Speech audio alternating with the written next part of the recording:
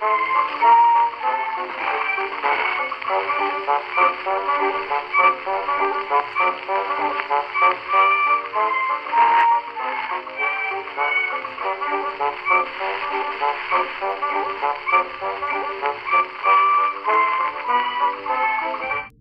everybody, welcome to another episode of Outside the Box. I'm Mark from Haunted Auckland and Paranormal New Zealand. Tonight we're going to be talking to three members from Paranormal Journeys Investigations from the Manawatu region. Oh, there we go. Is it working? Oh, yes, we got it. Need to turn it up. Can you? Yes.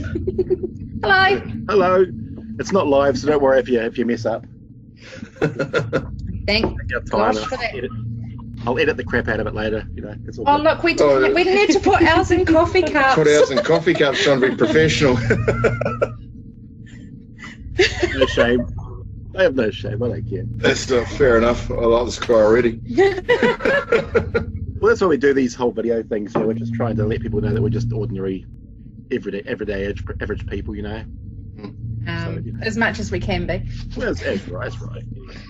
Oh, okay, so anyway, yeah, it's good to finally get to see you guys. I mean, we've spoken a little bit briefly through Facebook and all that, but not face to face. So, hello.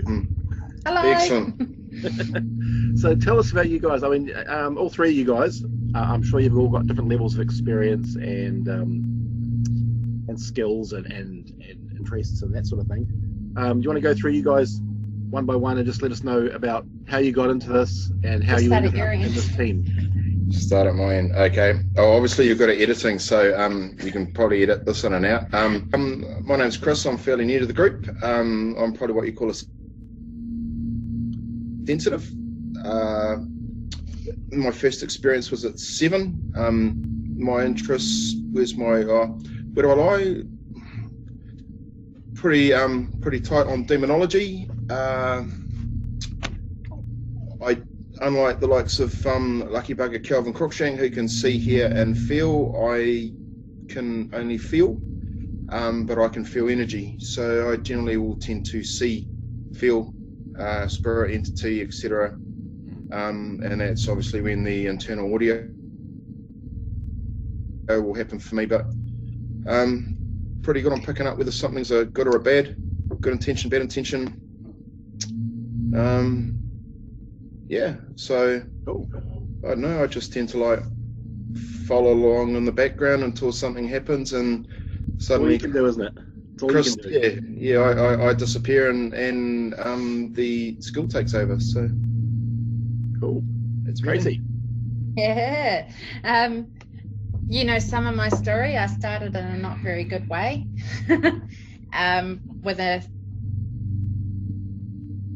I always had an interest, but mine started because I had a real fear of death and dying, and that only got worse when I became a mother. So then I just started doing my own little research, and then I came across all the different shows and everything that was starting to come out on TV at the time, and I watched, I don't like ghost adventures or anything anymore, but when I was beginning I used to watch it. But the one episode I watched very first, I'll always remember, was season 6, episode 6, and they visited the guy that makes a lot of their equipment, like the mail meter and that. Is it Gallagher's house? And he was his daughter. Yeah, I think so. Yeah. And they were communicating with his daughter, and they compared everything to like voice audio that they had on her cell phone and all this sort of stuff, and you could tell that it was her coming through and communicating with her family. So that kind of gave me a bit of ease. And then I joined a team. Didn't really like the way that they handled things and dealt with things, so left the team, and after a few years started up my own, and here we are. So I didn't have any abilities or sense anything, but that's just started to actually develop in the last few months with my auntie's spirit that lives with us, but she is only 5 years old. And through her and all the communication over the last few years and everything that's developed, my abilities have been growing with her. So it got to the point we didn't know when she died. We didn't know her birth date, the spelling of her name, nothing, or where she's buried. But with communicating with her through Chris and myself and through our equipment, we've located her body, located where she is in the cemetery, and we've now got a death certificate and in the process of finding out her birth date. So yeah. That's pretty cool. It's been pretty amazing. For 6 months, Tracey's a very big receptacle, I guess you could call. So she's like a battery. Great to take places because they'll feed off her energy, which means she reboots really quick. Reboots real quite, just, yeah. So it's just like an energizer bunny, it's really. great, actually. Absolutely, we've only just figured that out too, yeah. I'll be tired the next day, she'll still be going. Yeah. Oh, that's really cool. That's neat. So I'm fairly new to the team as well. Tracey pulled me in after she did an investigation at my house. I used to be, so I'm still trying to gain my gift back. I had my first experience at 2 and then again at 7. Obviously when I was 2 I didn't realise what was happening, and it wasn't until a few years after my experience when I was 7 that I found out what was happening. I actually thought Mum had these 2 bodyguards following me to school and back. After a very traumatic life experience, I had these 2 big Māori fellas follow me to school when I was walking, follow me home again. They weren't actually people. Got to the point a few years ago where I decided that because I see them not as a mist, not see-through, I could see solid form, and so I felt quite crazy. Rachael's a visual, very, very much so similar to Kelvin. I can't hear as much. If I do hear, it's in my head. Like I can hear in my head. So I told them to leave me alone for a very long time, and since meeting Tracey, she's like, no, you need to get your gift back. So I've been trying to bring that back, and it's coming back very slowly, but it is coming there. But because of that, you've got every Tom, Dick and Harry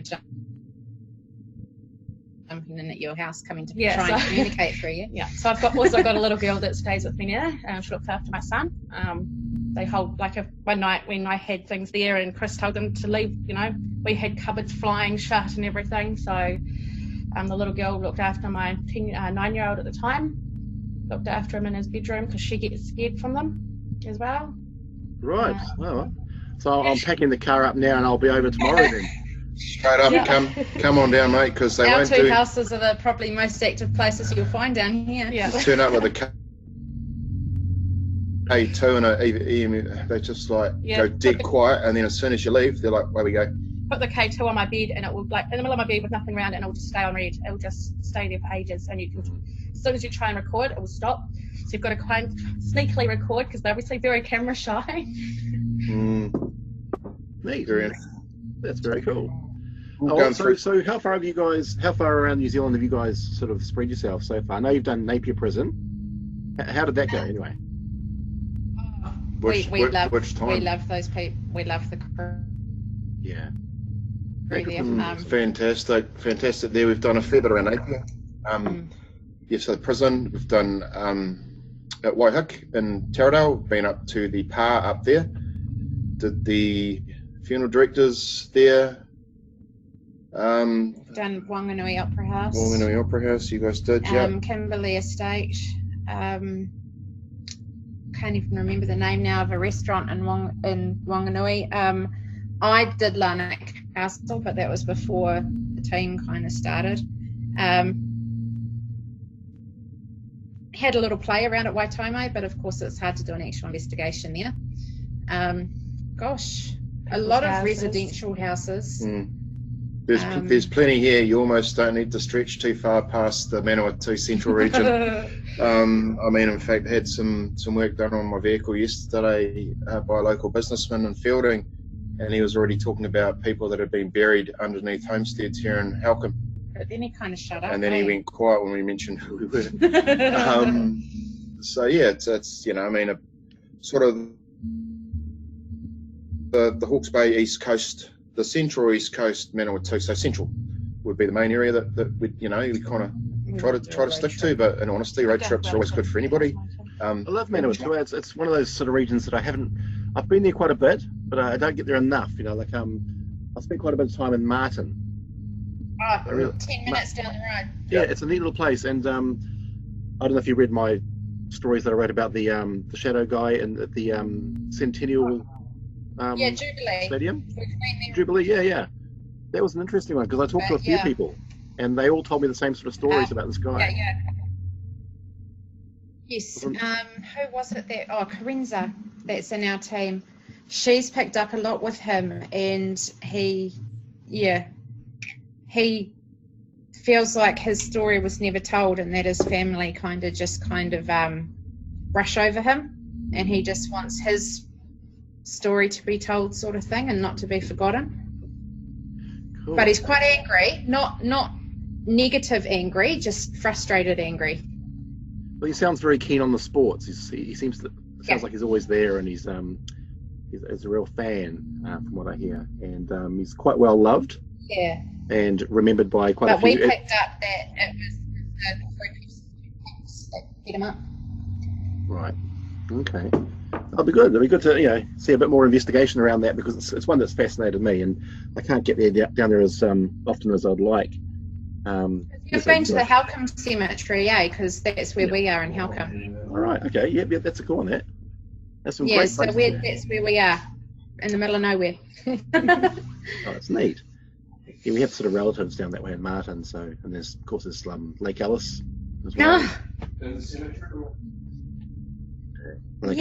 only the water tower there now. Really? Okay. Yeah. I could never get in there. They wouldn't let me in. Oh, Cameron Blockhouse is another one we've been to. That's really interesting, especially being no power there. Oh, that big old red shed on the hill. Yeah, that's neat. Yeah, I've been there. That's neat. Some good stories from that one. Equipment. I always sort of ask teams now, because I want to sort of gauge interest in equipment and what people are using out there. What do you feel is the most overrated piece of equipment out there? Overrated. Okay, we can all answer this separately. Me, I think the spirit box. Yep. What do you think? Overrated.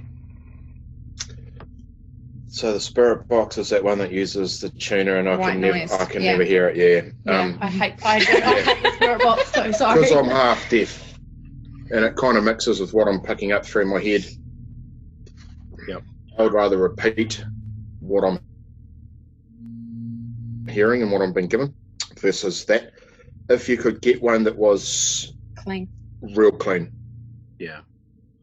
I think the spirit box has to be most that would irritating be sound in the whole of the paranormal. At least then you know. Yep. That and an ex-wife. So. Ouch. Shall I be editing that bit out? No, they can stay. No, please don't. No. On the blooper reel. Send me the names. If I'm doing a live. Like if we're doing a live investigation sort of thing, or we're doing a whole lot of live feeds during an investigation, I will do one or two with a spirit box because a lot of the viewers love them. Yeah. But that's more just for their benefit. But for me, my favourite would just be your typical voice recorder. Yeah, give it some ways. See, I'm okay too. You too? Okay. I like the REM pods. Yep. Is that stunning diagonal thing we've been talking about? Right.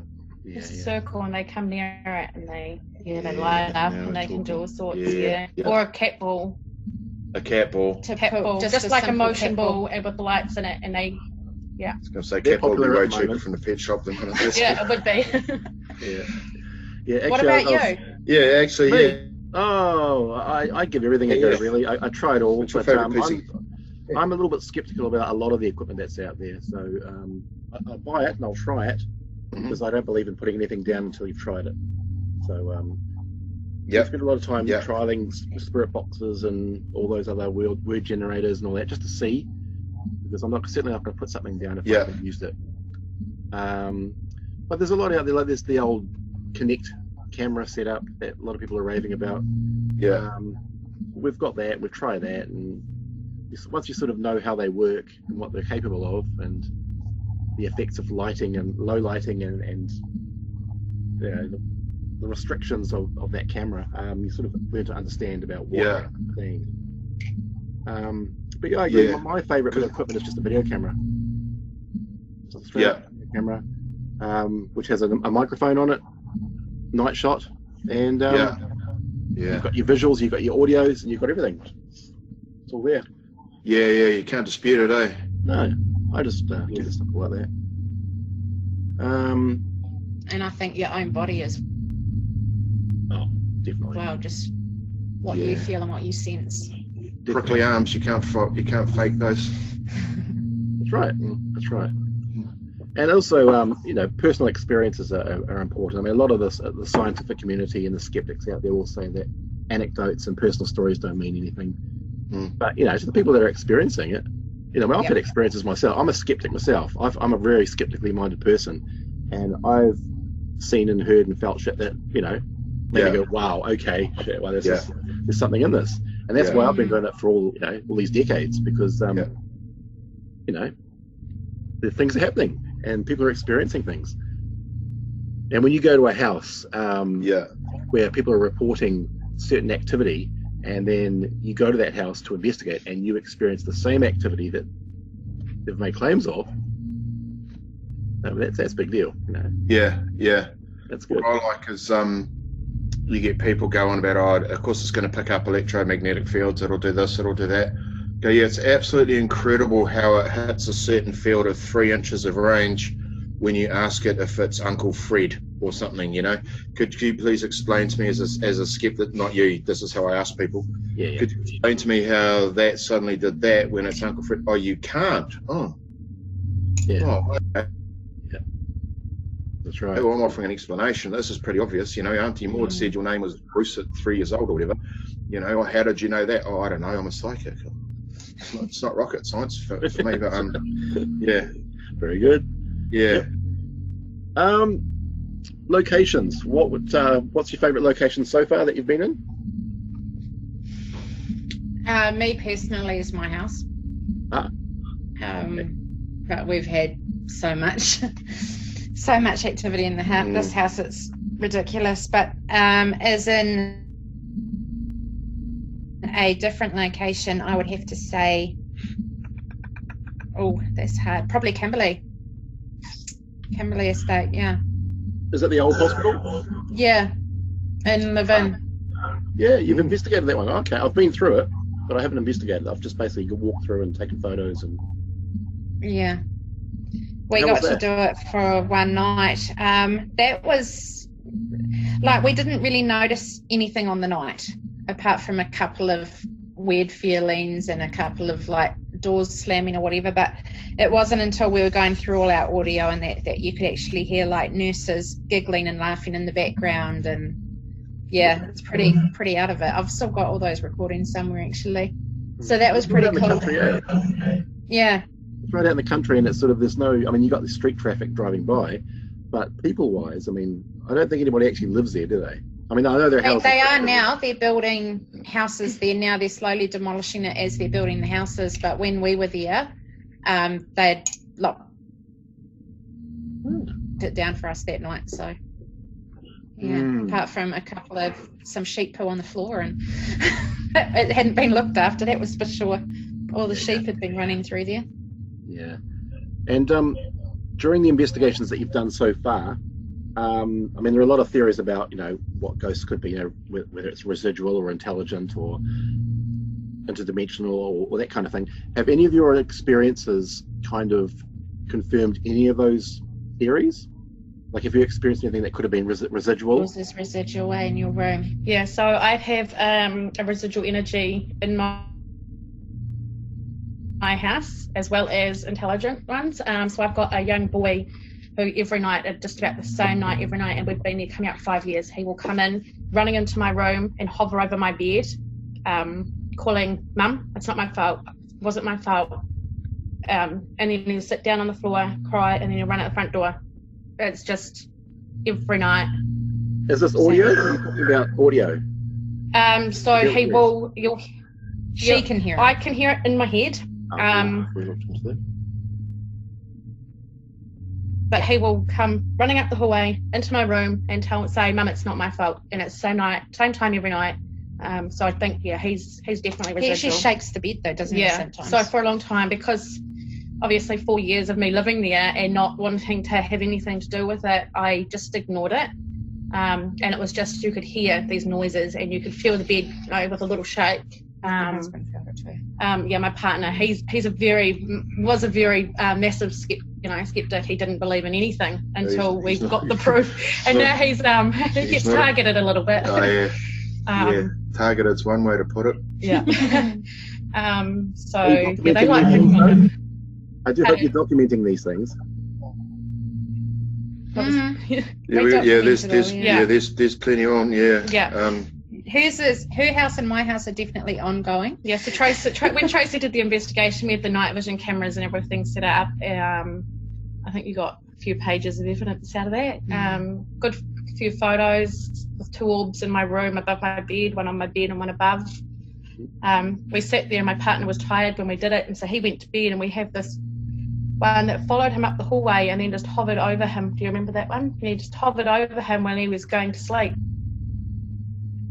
And then we decided we'd just let him sleep and turn everything off now. Yeah. Cool. Yes. Yeah. What about you, residual and intelligent? So prison for me, I think, would be the one where a good friend of mine, his brother passed away a few years ago in a interesting set of circumstances, and his brother came to me at the prison in a particular area where he was incarcerated in the past. Was very interesting, and we took a photo with the Napier prison staff from a distance, zoomed in, showed the photo to relatives who confirmed that was in fact the deceased person in the background as we zoomed in. So it was quite interesting. But the prison, there's a lot of residual there. Obviously there's was a PAR, was a full of houses, was a ex-mental asylum, etc., etc. There's a lot there. There was we did have to sort something out that was up there, but there was, an old lady had come through who had been there for a number of decades. Thing with me is I can pick something up whether it's passed away yesterday or 200 years ago or 2,000 years ago. It can be a bit of a pain, but I've been lucky enough to be able to block off that junction that can happen through self-training and information I've read. It's just something I've been helping Tracey with, and no doubt could probably help Rachael with, because you can shut that off whether it's residual or current. But I mean, for me, Napier prison, I could sit here and talk all day about shit I've seen there, as you know, with the evidence to boot. So, it's But in saying that, I also think a lot of it, like, for example, with Napier prison, a lot of it, I think, too, is trust. Like, the first time I investigated there, I got pretty much absolutely nothing. Second time, got a little bit more. But now that we've been popping in just as friends and saying hello to the staff and just having a nosy around, and I've known Ali for about 30 years. Yeah, it's like the spirits in that they're gaining trust in you as well. So now they just basically run up and line up and wait to come and talk to us. I found that quite interesting. That the trust has to go both ways. Yeah, I agree with the whole familiarity thing. We've been to locations quite a few times. Like, certain locations we'll get access to, unlimited access, and we'll be able to go back 10, 20 times. And I think it takes a while to build up that trust, as you say. Correct, yeah. And it's something I didn't really think about until just sort of more recently, in the recent years.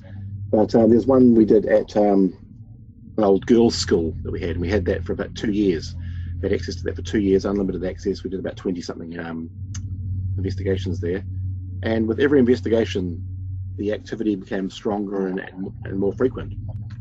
And it got to the point where we would turn up, set up equipment in one area, getting ready for something that happened previously, and it would happen on the other side of the school. So we'd miss it again. But it was almost like they were playing with us. Yeah. It moved around, but it's just I know what you mean about familiarity and just basically having them getting used to it. It does feel like that to me as well. That they can get to know you, and when you turn up, they've got to trust us as well. Yeah, I agree. I think it is possible. The paranormal field in general, not just in this country but worldwide. How do you think we can progress in this field? Get rid of all the programs. No, well, see, I some of those YouTubers that get so much evidence in half an hour. It's incredible. They have doors flying and they have. Yeah, they need to stop. That's the thing. Once you're doing a documentary, it's almost like you go into a place and you say you're making a documentary or a film. They come out and they're everywhere, and it's just full-on poltergeist activity. But we know, you and I know that it's not like that. Real investigations just aren't like that. No. Everything that Zach Baggins and the Ghost Hunters crew experience, we don't experience. No, but they've done an amazing thing for boosting popularity of it worldwide, and to an extent. Yeah. If you look at it on a business module, you take what they're able to do for free marketing, and you put it into a credible team environment. So, for example, yourself, us, and I'm new to the place. I don't know that many paranormal teams that are out and about. All I know is, if you're honest, you're not chasing the dollar like an American, then you're credible. If your evidence is credible, if you're a decent enough person, then what's out there will come, and you're actually gifted, then what's out there will come and talk to you. But it's about building the relationship, as you say. So you build relationships with the girls' school that you were at. We built a relationship with the prison and a few other places. It's about being credible, and having people on your team who are there for the right reasons. I don't think anyone here is going to fill their pockets with gold and silver, to be honest. But what price do you put on richness of experience? That's right. I also think that all the what's the word, like this whole para-unity stuff that they call it, I don't understand why there is so much competition and fighting amongst all the different teams. Like, we're all there for the same reason, so why not work together? Exactly. Apart from a couple of teams that are trying to chase the dollar and that trying to be New Zealand Zach Backins or whatever, but apart from those teams, all the credible ones and the ones that are there for the right reason, why not work together? Yeah. I mean, we keep it honest on our side. We basically just do what we do. We keep it. I mean, we freely admit that we don't know what we're doing. We freely admit that, we have no idea what we're dealing with, and we're basically down in the dark and learning as we go. It's half the fun. It is. It's the detective work. It's the mystery. And for me personally, I don't care if I found out most people don't exist in my lifetime. I'm having a great blast, with this whole adventure. And and personal experiences, everything to me personally. So I don't care what people say.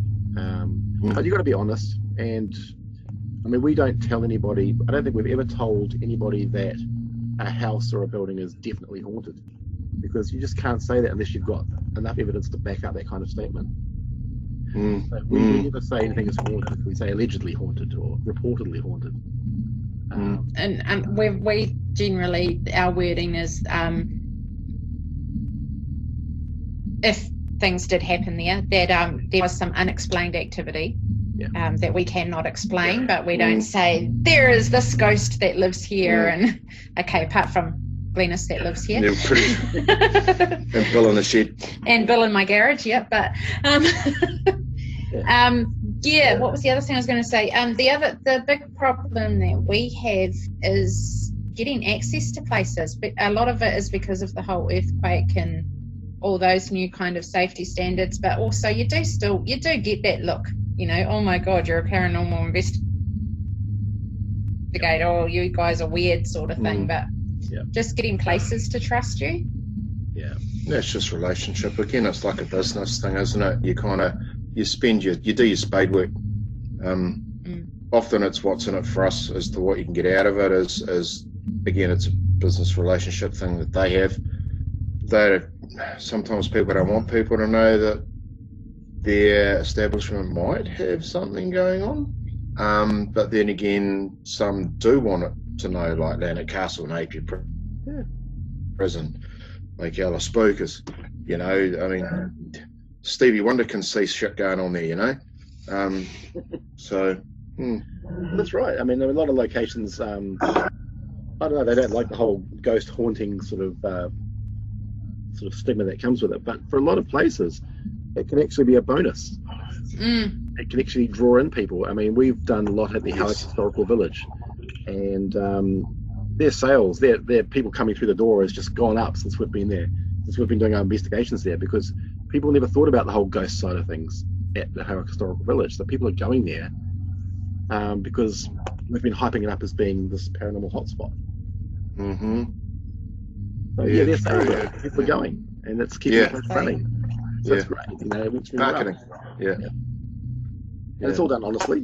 Yeah, so it's really good. Exactly. Yeah. Hey, whereabouts in Auckland are you based? I'm on the North Shore. Oh, I grew up Oh, there. you're a shore boy. Whereabouts? I'm in Glenfield. Oh, God, yeah. I was Tor Bay. Oh yeah, I was out that way today actually. Further down. I was a Northcote College chick. Oh, And North Cross Intermediate. So there you go. I cover both of yous. There we go. I'm on North Cross. So why did you move down? I escaped Auckland when I was 16. It was the real reason I moved is because I was getting bullied quite badly when I was in high school, so I moved down to live with my mum in Wellington. But I don't miss it as a place as such. It's too busy for me. As I said, I'm living out in the middle of nowhere. So overcrowded. It's ridiculous. It's crazy. You can't get anywhere. But I'm glad I learned to drive there, because now I can drive anywhere. No, yeah, that's right. No, I prefer the rural outside areas. It's so good. Okay, we've talked about paranormal TV shows. The media. How do you feel about the way the paranormal research field is portrayed in the general news media? Is it a help or a hindrance? Or I think Sensing Murder had a huge amount of help and assistance to the acceptance of it in New Zealand, because, you know, what Kiwis are like, hey, crock of shit, mate. You know, very similar to the Aussies. Don't tell me I got a ghost on my left shoulder. I know it's there, but don't tell me about it. Yeah. You know, everyone's a skeptic until it happens to them. Yeah.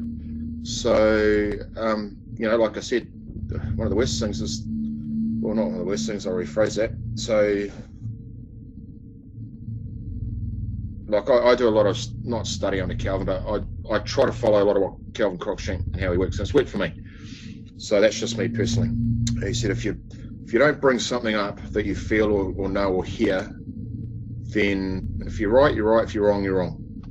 And eventually 9 out of 10 times you'll be right. And that's the point that I've got to. But if you don't come up to someone and go, your dead Auntie Maud says, stop picking your nose, she used to tell you off for that, they're not going to listen.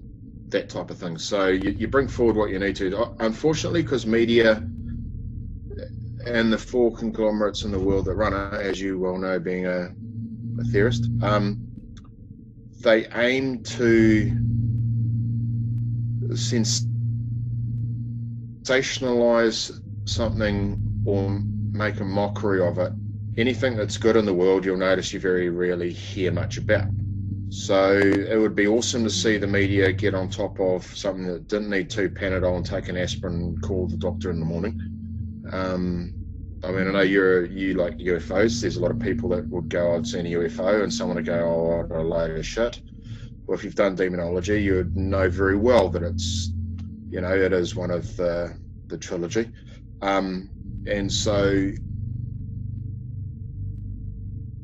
if the media could focus on stuff that could help people, that would be choice, you know. They kind of try to find angles a lot of the time that can make a mockery of what we do, because that sells the publishing half the time. Yeah. Sometimes they put the real spin on it and actually tell it like it is, and that's what I love. But a lot of the time they are trying to just sell a story. Yeah, I agree. I mean, I agree about the whole negative spins on things, because I do note that the news media, they'll only highlight when a paranormal group does something really bad, like a paranormal group caught vandalizing or has burnt down an old church or something in the or Ouija board in the middle of AOT Square, yeah, some paranormal investigator was caught doing some sort of dodgy, thing on the side. It's never sort of, this paranormal team came in and helped this old lady in her home, or this paranormal team came in and cleared this old theatre, terrorizing staff, and now it's a wonderful place to be. People don't, they always go for the negative horror. Unless they can inject horror into it, they don't bother. But I suppose that's how it's kind of been. That's the box that's been put in, though, hasn't it? Because of all the horror movies. It's not deemed as the norm, is it? The Freddy Krueger. It is weird. It is creepy and spooky. So that's how they're going to sell it. I know. But we see it on different lights, don't we? Do you want to fill me up on your way back?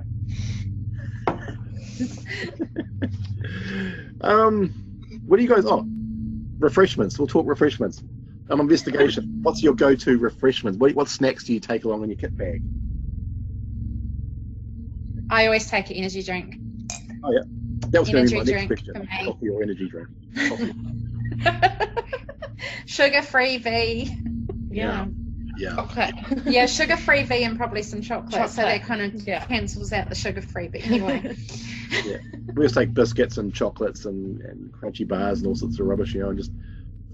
We always bring something to the bags of chips and all that, and then by the time you get there, you got this whole table just full of just food. Hey, if that's not going to draw them in, nothing will. Well, we had a sponsor that was a pizza delivery place, and we had Hell Pizza. Hell Pizza was one of our sponsors for a bit, and so we'd have pizzas delivered to our locations. It was quite funny. You need to do that. And just watching the expression of these pizza delivery boys, that little guy would turn up in his car and he'd be looking at this giant big old hospital, and that's being shut down with all the lights off and all that, and he'd be like, where do I go? Where do I go? Don't go out and meet him. Too scared to drive in. Then this one solo light goes on and he just hears this voice coming. Yeah. Well, that was always fun. It was fun. All right. What should I say? Yeah. Tips for newbies out there. Anybody that's sort of wanting to get into this, what do you think would be the sort of top 5 or so important tips that should be at the top of the list that they should know? You can be sitting in a dark room talking to yourself in the dark for hours on end. It's not like you see on TV. You look like a crazy person. Yeah, you look like a strange, bit of a loony. You got to be open to anything. Don't you're going to have expectations, but you also can't have any expectations. Oh gosh. I think anything that does happen is a bonus. I think you can set up for anything to happen, and if something does happen, great, fantastic. If it doesn't, well, that's all part of it. Yeah. But you've also got to be willing to take advice, and you've got to be safe. You've got to protect yourself. Definitely protect yourself. And I'm just getting a hot button. Come on, teach me. I'm a newbie.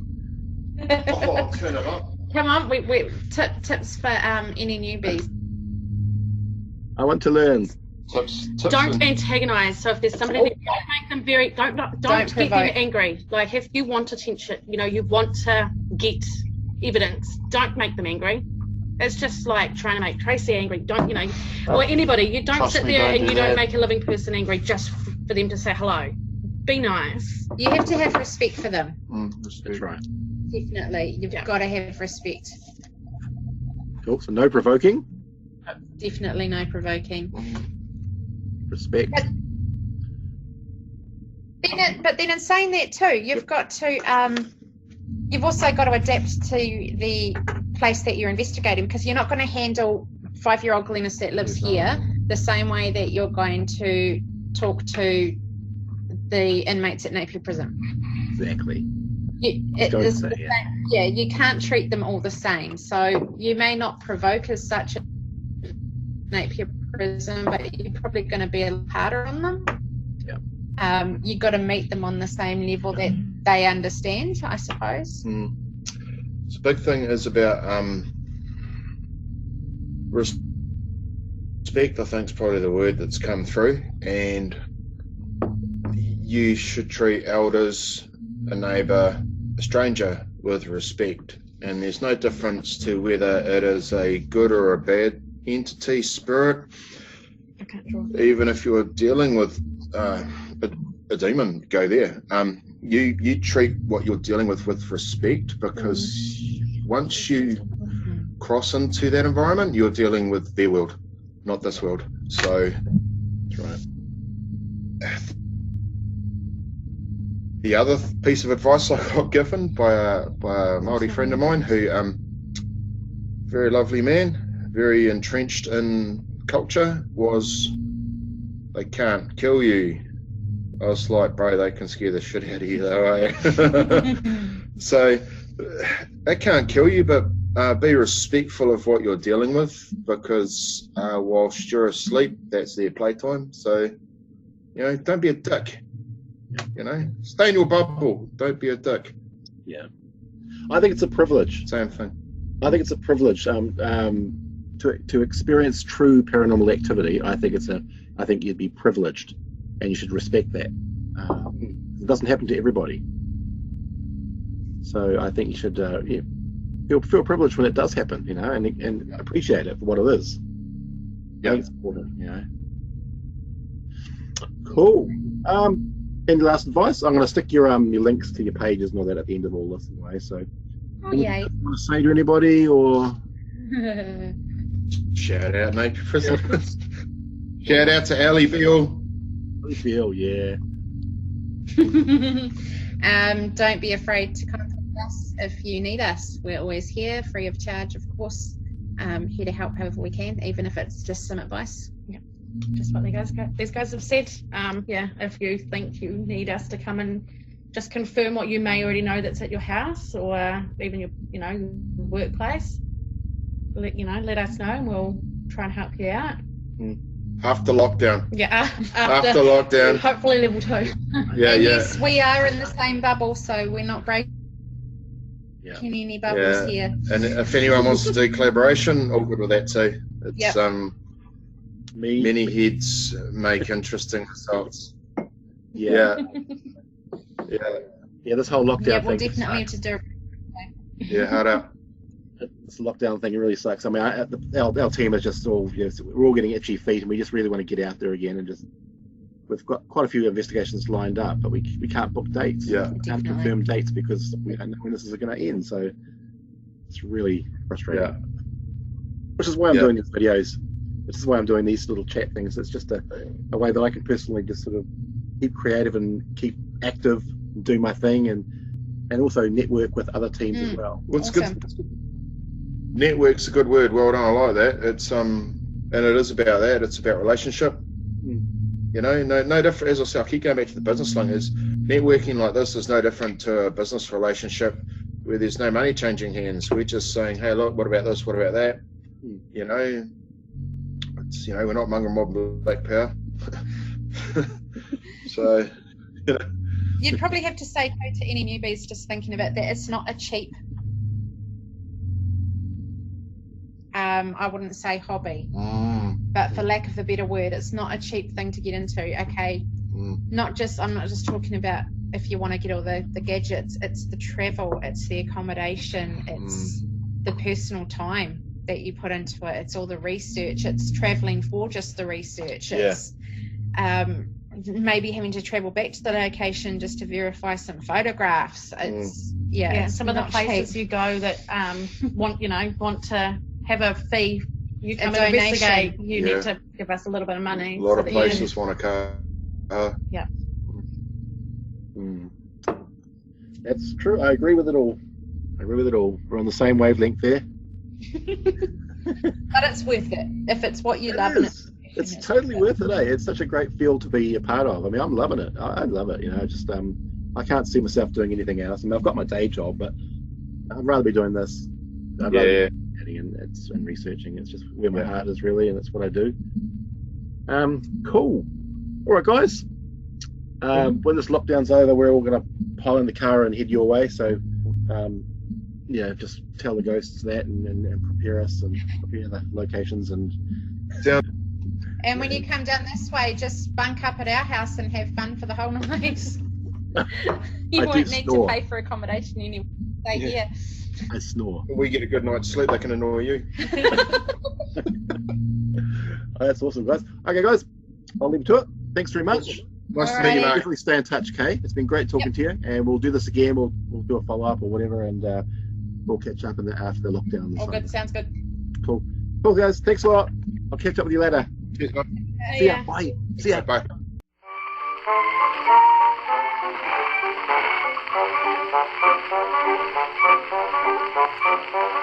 Bye.